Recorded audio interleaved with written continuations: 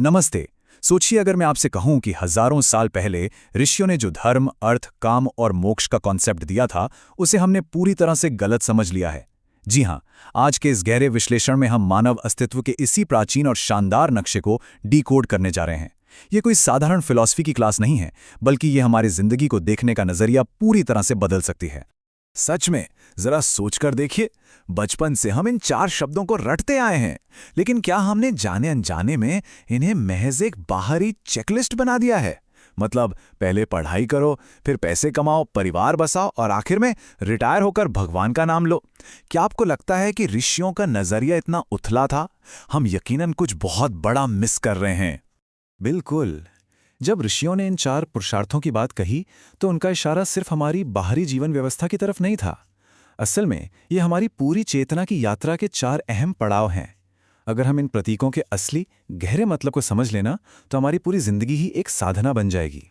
ये बाहर की दुनिया में भाग दौड़ का नहीं, बल्कि अपने ही भीतर गोता लगाने का एक शानदार ब्लूप्रिंट है।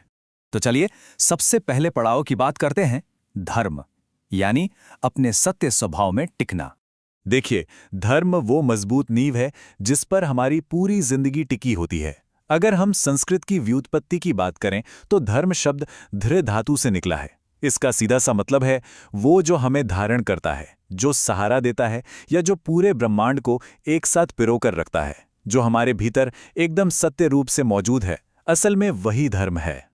आजकल हमने धर्म का क्या मतलब निकाल लिया है, कोई खास संप्रदाय, कठोर कर्मकांड या महज एक वेशभूषा। लेकिन वास्तविक अध्यात्म में इसका असली मतलब है अपने भीतर के सत्य में स्थिर होना। जरा सोचिए, अगर कोई इंसान रोज मंदिर जा रहा है, लेकिन उसके दिल में नफरत, छल और गुस्सा भरा है, तो क्या वो धर्म है? बिल्कुल नहीं। लेकिन अगर भीतर प्रेम जाग जाए, तो आपकी हर एक सांस ही पूजा बन जाती है। इसे एक बहुत ही खूबसूरत उदाहरण से समझते हैं। जैसे आग का धर्म है जलाना और पानी का धर्म है ठंडक देना, ठीक वैसे ही हमारी आत्मा का भी एक मूल स्वभाव है: शांति, करुणा, प्रेम और जागरूकता। जब हम अपने इस असली नेचर से दूर चले जाते हैं, तब अधर्म शुरू होता है। क्रोध, लालच, हिंसा, ये हमारी आत्मा का स्वभाव नहीं है, ये बस हमारे मन की अशुद्धियां हैं। इसीलिए धर्म का सबसे गहरा अर्थ है अपने उस सच्चे स्वभाव में वापस लौटना। अब आते हैं दूसरे चरण पर, अर्थ यानी अस्तित्व का सार। भीतरी दुनिया से निकलकर जब हम बाहर की दुनिया से जुड़ते हैं, तो आज के समय में अर्थ को सिर्फ बैंक बैलेंस और पैसा समझ लिया जाता है। माना कि जिंदगी जीने के लिए पैसा बहुत जरूरी है, लेकिन ऋषियों का इशारा इससे कहीं ज्यादा गहरा था। अर्थ का वास्तविक मतलब है अपने वजूद के सार को समझना।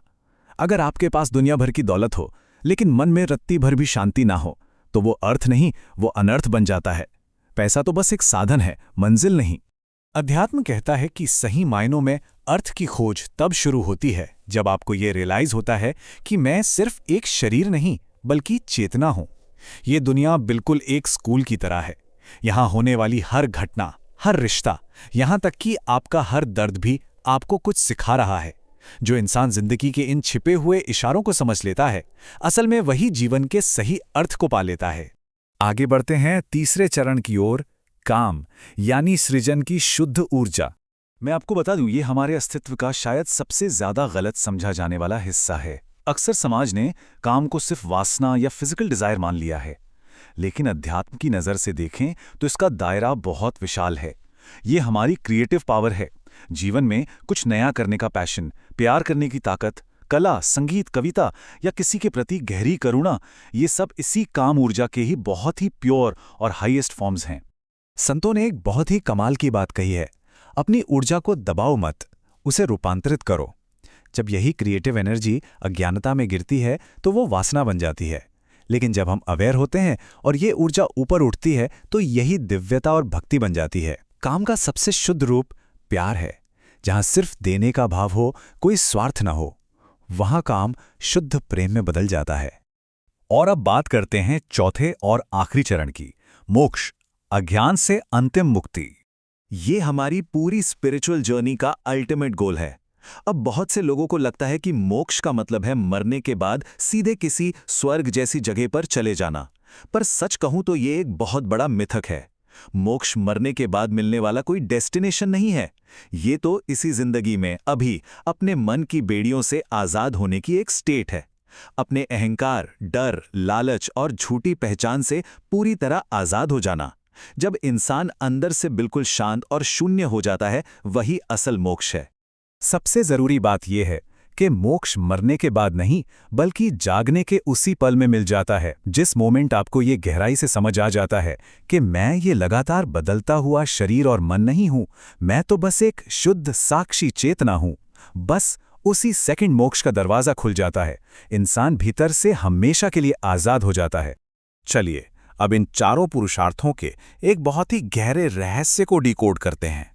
अभी तक हमने इन चारों को अलग अलग समझा, लेकिन असली मैजिक तब होता है जब ये आपस में मिलते हैं। ये कोई रैंडम लिस्ट नहीं है, ये एक परफेक्ट इकोसिस्टम है। और ध्यान दीजिए, अगर इनमें बैलेंस ना हो तो क्या होता है? धर्म अगर बिना अर्थ के हो तो वो अंधविश्वास बन जाता है। अर्थ अगर बिना धर्म के हो तो वो एक टॉक्सिक लालच बन जाता है। काम में अगर अवेयरनेस ना हो तो वो सिर्फ वासना बनकर रह जाता है। और मोक्ष में अगर प्यार ना हो तो वो एकदम रूखा और नीरस वैराग्य बन जाता है। शायद इसीलिए ऋषियों ने ये 4 पुरुषार्थ एक साथ दिए, ताकि हम बिल्कुल बैलेंस में रहकर परफेक्शन की तरफ बढ़ें। आप इसे चेतना की एक ऊपर उठती हुई सीढ़ी की तरह इमेजिन कर सकते हैं। पहला स्टेप है धर्म, जो हमें सही दिशा देता है। दिशा मिल गई तो दूसरा स्टेप आता है अर्थ, जो हमें जिंदगी की गहरी समझ देता है। समझ से हमारा तीसरा स्टेप काम जागृत होता है, जो हमें आगे बढ़ने की एनर्जी देता है। और जब ये तीनों मिल जाते हैं तो ये हमें सीधे चौथे स्टेप पर ले जाते हैं, यानी मोक्ष, जो हमें अल्टीमेट फ्रीडम देता है।